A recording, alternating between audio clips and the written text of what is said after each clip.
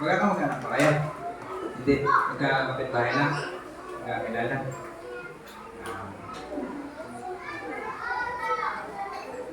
Kung napapansin niyo mga kapatid, hindi na po ito sila bata, hindi din sila matanda. Pero hindi sila pwedeng ihalo sa bata at hindi din sa matanda. Hindi nila na pwedeng mag-crayon. Hindi din sila pwedeng kaya lubilo sa mga matanda na. Dapat dito Ate Elay ay may junior class ka talaga.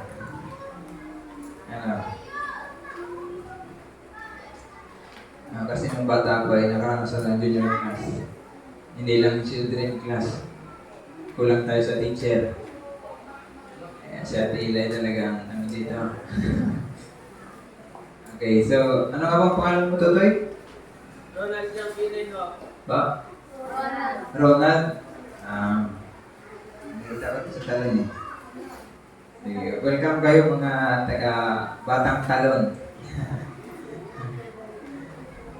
Mamaya may mga batang bukuhan din. At may mga batang Salinas. Okay? So, kung napapansin ko mga kapatid, ating mga kabataan ay nasikip na din kailangan din nila ng magandang space. May mat tayo dyan pag nag-chin story ay latag natin dito para upo sila dyan sa lahat. Okay. So, bago po ako dumako sa ating topic ay akin na po munang i-remind na hindi po ako nagbibigay ng tinapay ng buhay. Tinapay lang pwede. Ako'y daluyan lang.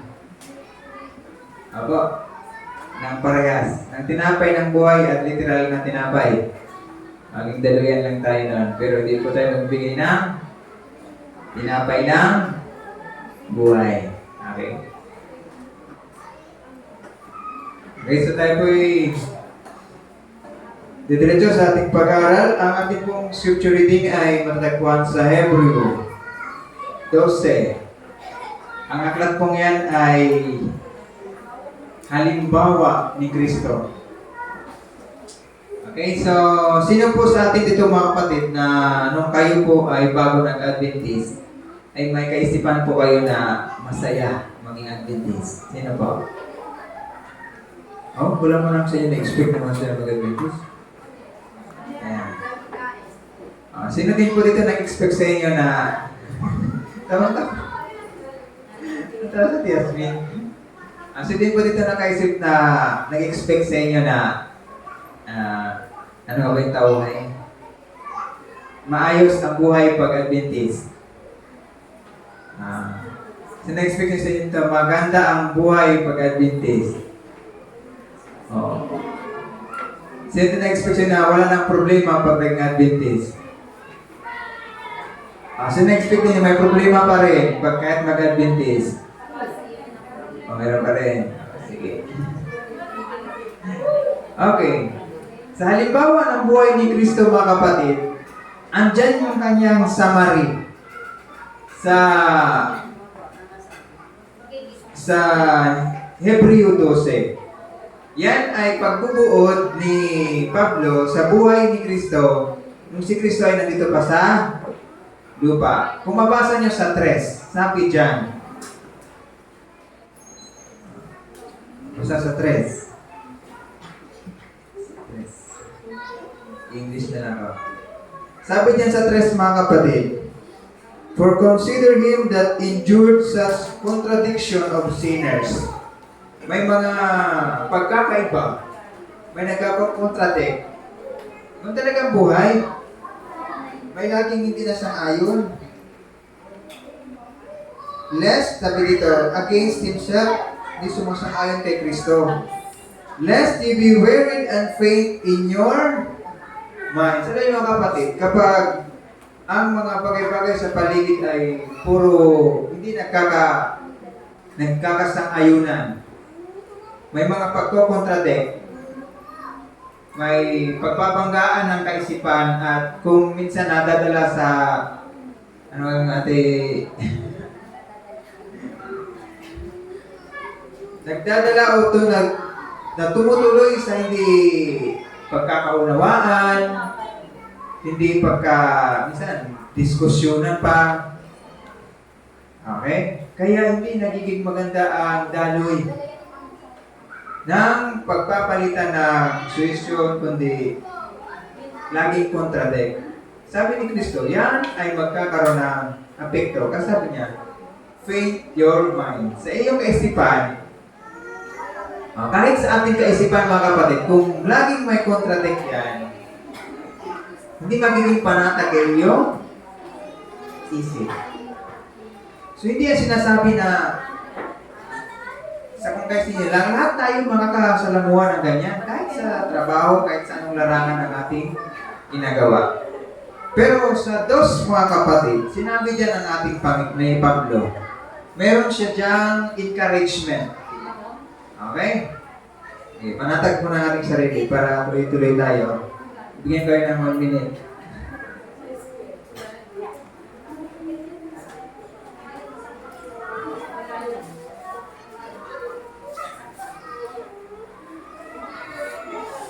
Okay na? Okay. Kaya sinabi niya ni Kristo sa dos, mga kapatid,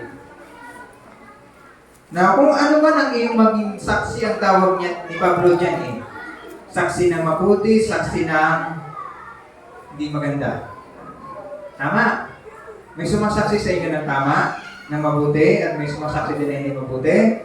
Meron yan. Sabi ni Pablo dyan sa unang versikulo ng Kapitulo 12 ng Hebreo.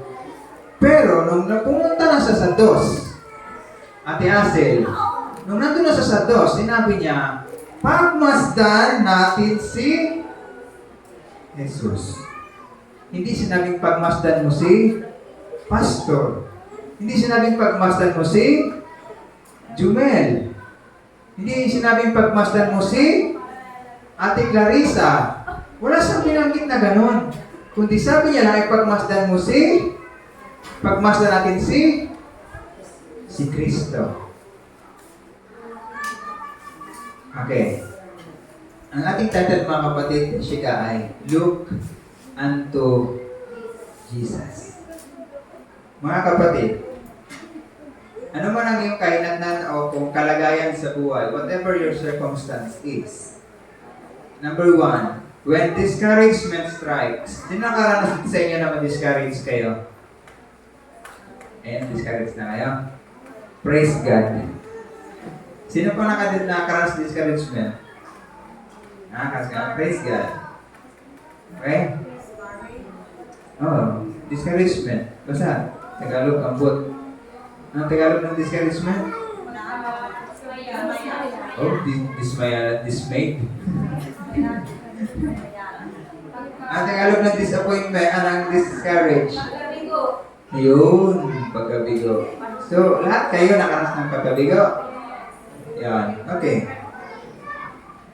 When discouragement strikes, mga kapatid, look unto Jesus. Yan ang tema natin, ha? Yan. Look unto Jesus. Mga kapatid, ang karanasan ng mga tao sa Biblia, mga kapatid, marami namang pagtatagumpay, pero madalang i-exaggerate. Alam niyo yung, ano nga ba ang Tagalog? Hirap ang Tagalog. I-exaggerate pa, ano nga ba yun? I-exaggerate. Ipalawak, o basta yun na yun. Mahirap ipaliwanag pa lahat-lahat. Ang mga kwento ng pagtatagumpay kumpara sa mga kwento ng pagkabigo sa Biblia. Meron mga kwento ng pagtatagumpay, pero napakaraming kwento ng pagkabigo sa Biblia. At minsan mga kapatid, alam nyo kung bakit mas marami ang kabiguan kaysa sa pagtatagumpay? Bakit? Ganito.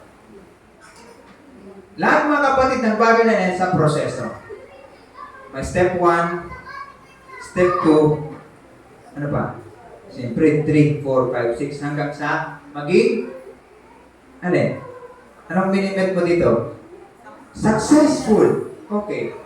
Sa step 1, kung ikaw ay na-fail, o pagkabigo, ibig sabihin, doon ka sa, pupusit ka na ba sa step 2? Pwede din gawin mo option A, option B, option Z. Sa option A, pag hindi nag-work, punta ka sa option B, option C, option D, hanggang sa D, hanggang sa Z o kung may hanggang AB, hanggang, ibig ko sabihin mga kapatid, ang option A is another failure kapag hindi nag-work. Ang option B ay hindi din nag-work, ibig sabihin failure din siya. Ibig sabihin, napakadami mong sinubukang mga pagkakataon para magtagumpay pero hindi nag-work. Pero at the end yan mga kapatid, may lesson ka matutunan. Ang A na yun hindi nag-work, hindi ko na uulitin. Ang B hindi nag-work, hindi ko na din uulitin. In every failure, lesson learned na yung mga option na hindi nag-work. It's a process of success until ma-met mo ang success. Ilang beses na nag-success? Isa lang. Sa napakaraming option ay naginawa mo na hindi nag-succeed, napakarami yun. Until ma-meet mo yung isa lang. Success. Kaya makita niyo sa Biblia mga kapatid, napakadaming failure stories. Kasi marami silang sinubukang option na hindi nag-work. Hindi ko natatagalin. That's why, ang example nito mga kapatid, sa number 1 na ginamit ko ay, when discouragement strikes, look unto Jesus. Kasi kapag hindi ka nag-look unto Jesus, hindi ka maging pessimistic o mag-persevere, magpapatuloy. Anong mangyayari? Anong nagiging example o nagiging verdict na hatol ng iba kapag sila ay nabigo? Ano? Anong nagiging hatol ng iba kapag nabigo? Ha? Hindi na po nagpapatuloy. Quit. Sa pag-ibig. Yes. Sa buhay ng kabiguan, hindi nila kayang matanggap, ayaw nilang mag-move on, mag-proceed sa another, sa babae o sa mga dalagita o binata ng tito. Kapag ang isang babae, isang lalaki, hindi nag-work sa inyo, find another. She's just or he's just another option. Madami po yan. May A, may B, may C, may hanggang Z. Pag hindi pa naubos mo yung 26 letters na yan, o AB naman, AC, AA, AB, AZ, hanggang AZ. Maubos mo yan lahat ang awan ko lang. Kung hindi ka pa mag-successful, makita mo yung perfect example. Kung hindi talaga, hindi masyado ka ng pogi. Hindi na nila maabot ng iyong level. Diba? Doon din tayo sa pagandahan sa pupugian, doon tayo sa spiritual, ha? Napakaraming kwento talaga sa Bible ng failure. That's why, isa, hindi excuse ng mga Adventist na kapag na-discourage ay talagang stress, hindi kaya ay talagang ano pa ang ibang nagiging epekto kapag ikaw ay naging fail. Depressed. Ganun. Hindi yun biro. At kung ikaw nakaka-encourage na nakakaranas ng discouragement, dapat kang ma-encourage. Dapat kang ma-boost ulit na mag-panimula. That's why kung hindi mo ma-realize sa isip mo mga kapatid, kung saan ka kukuha ng another boost, o kung may boost na vaccine na booster, ay boost daw. Kung walang mag-boost tayo para kayo ma-encourage ulit, saan ka kukuha? Wala. So that's why when we encourage, makaranas tayo mga kapatid, mga kabataan, ng discouragement, don't look at the other. Look unto Jesus. Pangalawa, when in doubt, look unto Jesus. Ito'y delikado ito mga kapatid, ang pagdududa. Ate Asel, kapag ikaw'y nagdududa, delikado. Ate Clarissa, tigil ang mundo ng iyong pananampalataya niyan kapag ikaw'y nagdududa. Sa experience ni Joanna kanina, kapag yung sinubukan na daw niya lahat ng pagkagamot, pati mga supernatural. Pag mag-deal ka mga kapatid sa supernatural, you are already in doubt of your faith. Nagdududa ka na sa iyong pananampalataya. Kaya pag nasa duda ka na, nasa danger zone ka na. Ang tamang prayer mga kapatid, bago ka mag-deal into supernatural, normal ang doubt. Human impression yon. Ngunit, kung titake mo ng action, okay? Kung mag-take ka ng action, sobra doon sa iyong pagdududa, danger zone. Kaya bago pa ikaw mag-take ng action doon sa iyong doubt, pray, Lord, please help my unbelief. Hindi po tayo, itsapuera, o isinasatabi ng Panginoon pag tayo sa panahon ng pagdududa. Okay? Ang ating part, ilapit sa Panginoon ang ating kalagayan na tayo ay may pagdududa. Pray, please Lord, help my unbelief. Yan po number 2, when in doubt, look unto Jesus. Hindi yan mapapalitan, hindi yan may gagamot ni kung sinong kapatid ang iyong pagdududa. May encourage ka, pero ikaw parang magkakaroon ng discretion sa iyong sarili kung ano ang mag-iyong hakbang. Kung siya ba ang kanyang kinasulusul o ang kanyang sinatamang sulusul sa iyo, is to encourage you para ikaw ay maboost sa iyong pananampalataya, para ang iyong doubt ay ma-turn into faith, kundi kaya ang doubt mo dahil sa kanyang solution ay magdala sa iyo dun sa sorcery or supernatural, parehas na kayo nasa danger zone. So before you take action mga kapatid, when in doubt, pray, look unto Jesus. Pangatlo, when problems toss ups and down, look unto Jesus. Yung mga disciples mga kapatid, nung sila ay naglayag kasama si Kristo, nakatulog si Kristo, ang hangin at ang alon ay para na silang ay tinataboy pa, na hagis-hagis pa taas, pababa. Nakaranas kayo nakasakay sa bangka na nabutan kayo ng alon o ng bagyo sa gitna ng laot? Huwag naman sana. Huwag naman sana dahil sinasabi ko sa inyo, huwag niyong susubukan. Masisira ang buhay niyo. Hindi lang masisira, masusuka ka. Ako na kaya nung sanay na ako sa biyahe. Nanas ko na yung kakaibang biyahe pero nung ako'y nakasakay ng bangka, biyaheng Katiklan to Romblon. Mga kapatid, kita ko talaga yung alon mga kapatid na. Hinagis kami sa taas, tapos yung tubig, iniwan kami ng tubig, nauna ng tubig, yung bangka sa taas pa. Lagapak. Pag lagapak, kita ko naman yung tubig na nakakanan na. Hindi ganoon yung bangka, sabay doon. Ay, hindi na talaga ako ulit mga kapatid dumaan sa I tell you, hindi biro. Ang mga batang kasama ko iyakan at kumbaga, putla kung sa putla na talaga, yung bibig ay nag-grayish na. Sa takot, sa pagsusuka dahil hilong-hilo na. Ako, hindi man ako nakasuka, pero talagang pigil din ang sikmura ako sa sobrang kaba. Hindi ko nasubukan sa tanang buhay ko yung daanan na yan, Katiklan to Mindoro, to Looc Romblon na yan. Isang beses lang at hindi na ako ulit. Grabe. Kung gano'n ang problema mga kapatid, iiwan ka sa taas at bahala ka na lumagapak, tapos yung isang problema kasunod na parang nasabayan mo naman siya. Naku mga kapatid, kung kulang ka sa pananampalataya sa Panginoon, talaga. Napakadelikado ng buhay Kristyano kung ang lahat ng problema ay kulang takbuhan ka na lang.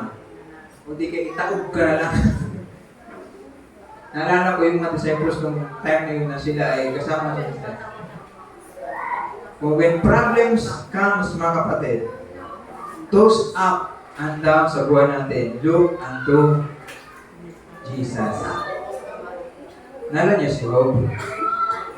Sinakalala kay Job, nga Delay.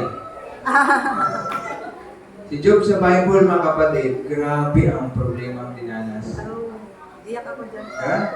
Nung siya inilagay talaga sa pagsubok, patay ang anak dito, sunod doon, patay yung mga hayupan, nakaw doon, ubus lahat, o na tornado, tapos ikaw na natira, bulutong ka, wala siyang anak na, bulutong na, tapos asawa niya, kinuputya pa siya, guro-guro na lang maghipog, magbigti ba? Big true. Oh, I tell you. Grabe. Champion talaga yan. Look unto Jesus niya po siya. Ano yun? Kahit daw mamatay na. Extreme faith. Kahit lahat na ng problema, sinong may ano dito, sabi natin, lahat na ng yaman na inipon mo, saglit lang yan, atiyasin. Saglit lang. Magkasakit ka? Ano gusto mo? Dialysis muna, chemo, utay-utay, kung diabetic ka, putol-putol muna, lahat ay opera-opera. Saglit lang. Pagkatapos naman, huwag naman sana, pero kung kagaya na kayo, patay anak, nakaw doon, o bagyo dito, sunog doon, tapos, mamatilas ayo, wala na, bulutong ka pa. May asawa ka pa, imbis na tulungan kang makaahon sa kalumpukan, o di, kutya ka pa, kulang naman, sipahin ka na lang, o ano pa. Bakit? Iniwan na kayo. Nasa Bible lang example. Job, Ate Eli, Job. Pero sabi, payo pa rin ni Pablo, Hebreo 12, look unto Jesus. Kaya mga kapatid? Amen. You have no choice. Kayanin. Kasi kapag hindi natin kinaya, baka hindi pa tayo naka-option A, option B, option A pa lang kumali, wala na. Wala na. Tapos na. Ayaw na. Hindi na tayo nag-look unto Jesus. No. Sa mga estudyante, Sabado pa lang, Estudyante pa ay rin kayo. sir, hindi ako pwede. May klase ako ng Sabado. Ay, hindi ka pwedeng hindi pumasok. Major subject yan. Pabagsak kita. Ay, sige sir. Pasok na lang. Wala na. Pero kung option B, sir, major subject mo yan, pwede ba may, may special class? May option ba na markup, makeup class? May option ba na, project? O special exam? May option yan. Yun, ay, pangit man pag binayaran. Pero nag-work yun. Di ba? Option A, option B, hanggang maraming option. Pero pag option A, ay wala kang bagsak, tapos na. Ayaw na agad, decline. Wala na. So, mga kapatid ng buhay. Okay, number 4. When leadership fails, look unto Jesus. Mga kapatid, don't look up unto your elder, to your pastor, or even to the general conference pastor. I tell you. Okay? Maraming issue ang ating mga pastor din. Mga elderman. Lahat walang excuse. Tao lang din sila nagkakasala. When you look up to someone, i-example natin ang mabuting gawa. Okay? I-itemize ko sa inyo ang mga Bible character kung sinong pinaka-perfect. Don't you dare. Wala. Wala. Kahit I tell you. Sino? Huh? He's not human. He is God and human. He is our exact, example. Pero kung tao lang, wala. Ha? I-name it from Adam to hanggang kay, kanino man. Wala. Kaya never look up sa ating leader because they are also tend to fail. May chance din sila fail. Ay, hindi ko na-example sa inyo kung ano ba nag-example na nalaman ko na may mga failure ang pastor. Pero talagang magpapatunay na hindi tayo dapat mag-look up sa kanila at baka may failure at tayo ay discourage. Kaya when leadership fail, meron talaga. Matthew 24 nagsabi dyan, even the very elect might be deceived. May mga pastor sa inyo nag-invite sa networking? Yes. Nag-work? Ano naging reaction niyo sa pastor na nag-invite sa inyo sa networking? Diba? Uso yung mga invest sa dito, Bulawan, Gold, pares lang yun.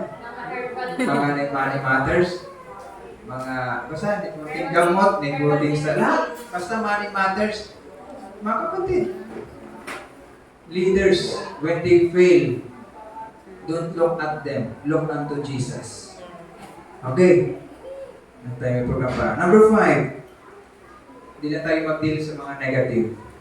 When success meets your way, look unto Jesus. Mga kapatid, 5 lang yung sinampol ko na failure baga o mga negative na maranasan natin. But at the end of the day, sabi ni Kristo sa verse 2, hindi inalintana ang kahiyan, siya'y umupo sa kanan ng trono ng Diyos.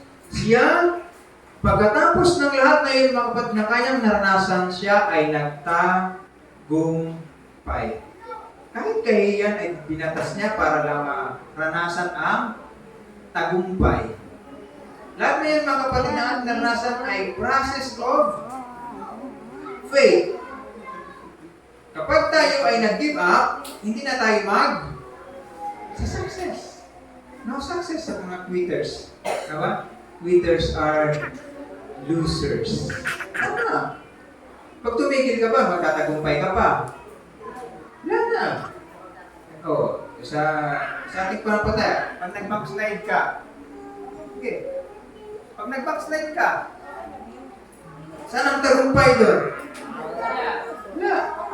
Even the angels in heaven cries for a single soul that turns away its back from Jesus.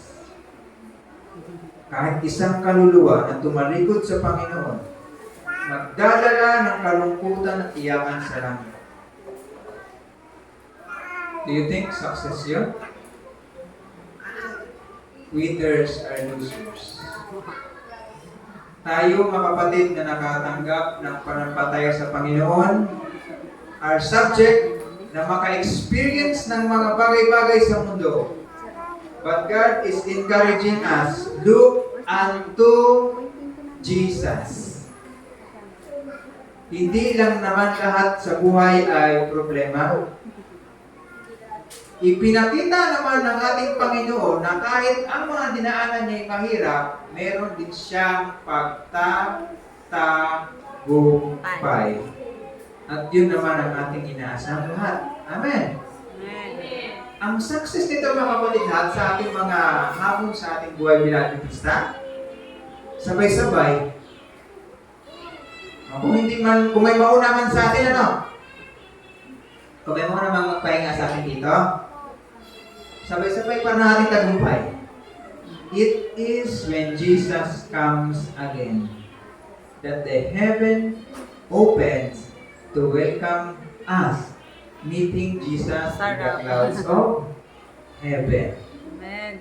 Kaya mga kapatid, sabay-sabay nating makikita ang tagumpay ng ating pakikibaka sa ating pananampalataya. Pag dumating na si Kristo, makikita natin sa alapaap ang kaluwalhatian ng ating Panginoon at tayong lahat ay tatagpo sa Kanya. wala na tayong makikita doon na di natin ma-appreciate pa ang problema. Ang lahat ng nating makita ay mga masayang araw ngayon. Ganyan. Tapos na eh. Tagumpay. Quit. Maging hatol sa ating karera ng ating mga kapatid or look at to